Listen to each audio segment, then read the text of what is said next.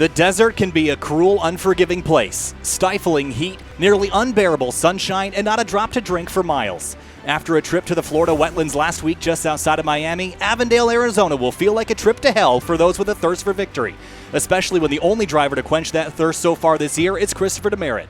For these sim racing drivers, the next stop on the schedule is Phoenix Raceway. When the lights come on and the stars come out, the heat of the desert will vanish with one cool driver coming out on top after 150 miles of racing. This is the Coca-Cola of Kokomo Indy Elite Series and the INDYCAR1909 150.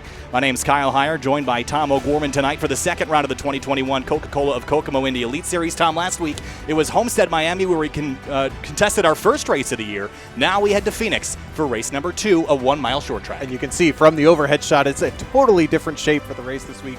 A much different challenge here at Phoenix than it was last week at Homestead, with a couple of different things to discuss a little bit later on. But coming off that first win, Chris Demerit, he's set himself early as the guy to beat this year. All right, time to go racing. It was the wetlands of Homestead last week. It's the desert in Phoenix this week on Sym TV. Philip Kraus, the last week's winner of Christopher Merritt on the front row. Here we go. Green flag flies, and we're racing at Phoenix. Ooh, barely a jump for Kraus, but he gets in the lead, and we're in double file a lot of the field still. Look at a couple of cars high, losing a bunch of positions. Is it Blocker around the outside up to 4th from 6th? And now the rest of the field staying above the yellow line. A couple of people dropping tires, but things are clean so far. Not been an amazing night for pace for Tanner.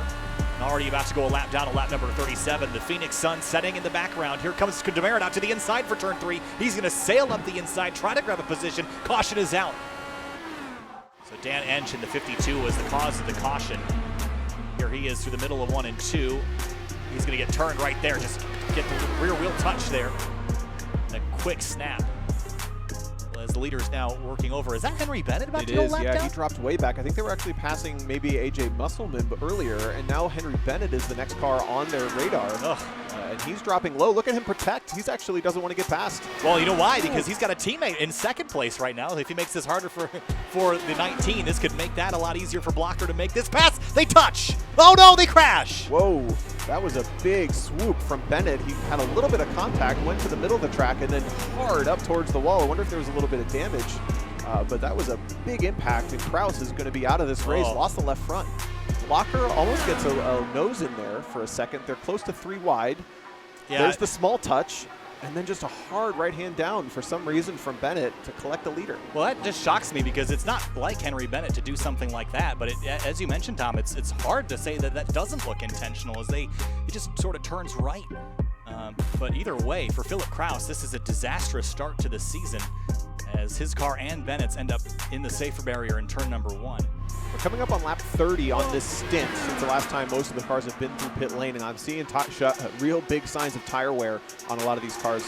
Many drivers running up really high, close to the turn 1 wall specifically, but also having a harder time making this outside, this bottom side work through 3 and 4. As you can see, the 31 whoa, gets touched and spins. Across the racetrack, caution is out, parts scatter. Tony Schowen slides to a stop on the front straightaway. Our third caution of the night. Contact with Schowen and Kingsbury. I almost feel like I jinxed that. I was mentioning it looks like it's harder and harder to stay on the bottom through 3 and 4, especially when you're too wide. And as I mentioned, that car washes up and spins. The car that was on the high side, is the 31 of Schowen, goes around. Yeah, Kingsbury on the inside. Remember, he was serving a penalty from last week. I can't decide if the I think Schowen was pinching him maybe just a little bit there, Tom. Didn't track out maybe as wide as Kingsbury was expecting. I think game on here, Tom.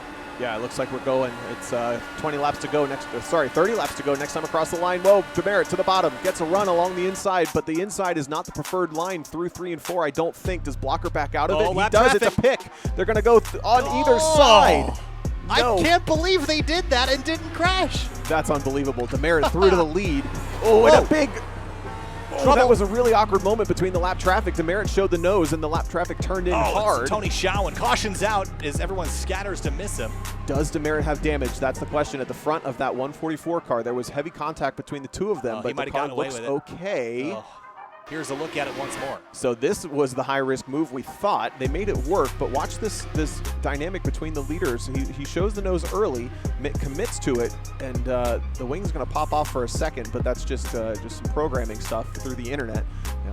Through the internet, and I think Demerit might have got away with it, but again, just like not a great communication between those two cars. Blocker goes through regardless, so Demerit loses the lead that he worked so hard to get. Just a heavy commitment down to the apex of one. It's so hard, Tom. You got the heart pumping and the lungs breathing after that turn 4 move. You see the hole, you go for it. You no longer go for a gap that exists. There's that old adage, but Tony Schowen, there is a gap out there on the racetrack on the timing screen, and it's because that car's loaded up on the hauler and going home. 2 laps to go here from Phoenix. Blocker is 1.3 back with a car in between. 1 second is all it is. Christopher Demerit last week at home said it was a strategy call that won him. The caution flag is out. Crash at the exit of turn number 4. It's a big one. Everybody scatters. Whoa, car up, airborne, tumbling over the top. Whoa, and Demerit came up on that one in a really hairy spot. Look at him pinned down at the bottom, works his way through. Actually, Blocker goes through, but we'll obviously have to let him back through as the caution was already out. Yeah, white flag is out, so this will be the end of the race. And Christopher Demerit thankfully didn't have to drive through it. It was A.J. Musselman, the one that went tumbling. Yeah, he was a later addition. I think it was actually Watkins who was involved in the initial hit and a number of those other cars that were battling hard for that 12th spot or so. Here's the incident. Oh, he gets hit from behind. Right here, he's going to get basically bulldozed. Ooh, man! I think that's Ushin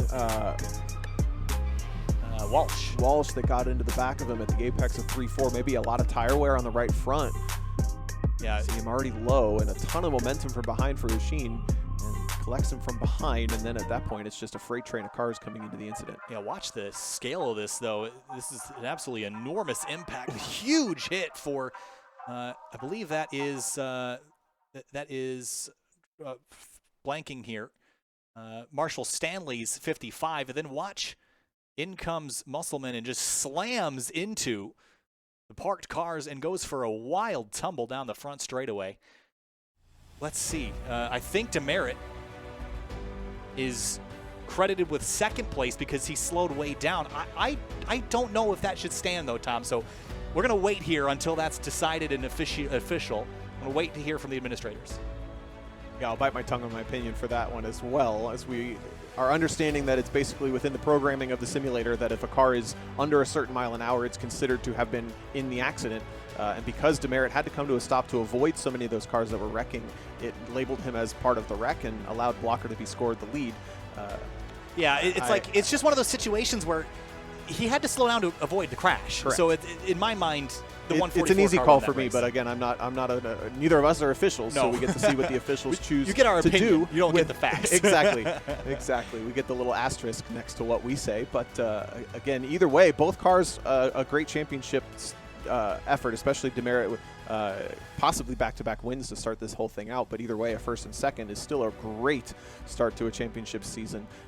So is Andreas Eich, who will be 3rd no matter what. He's 3rd on the board right there. That's 2 P3s to start the championship off, and that's a heck of a start as well. All right, well, that was crazy. We finally have an official result, Tom, and it, of course, is Christopher Demerit's position at the time of caution will stand. Personally, I'm in favor of that decision, but your thoughts on that before we head out for the night? Well, the biggest thing that stands out to me is I think it's fascinating. We've talked about how many moving parts there are to this championship, not only because it's a normal race championship, but we've thrown a lot of new variables in, and regardless of that, we've had 2 of the same podiums both times through, with Demerit, Blocker, and Eich taking the podium in the first 2 rounds. So I think the cream is really rising to the top regardless of what's thrown at them, but I do think next week will be the biggest tell as we go to our first of 5 road courses on the schedule. Again, 11 ovals, but we're going to shake things up bigger than these first 2 rounds for sure. Yeah, the road course at Barber Motorsports Park, our first time on 2 different tire compounds. We'll see you in 1 week on January 31st for round number 3 of the Coca-Cola of Kokomo Indy Elite Series. Thanks again to INDYCAR1909 for sponsoring this race. Find IndyCar news and IES race summaries at INDYCAR1909.com. I'm Kyle Heyer with Tom O'Gorman. We'll see you next time on Sym TV next Sunday for the Indy Elite Series round number 3.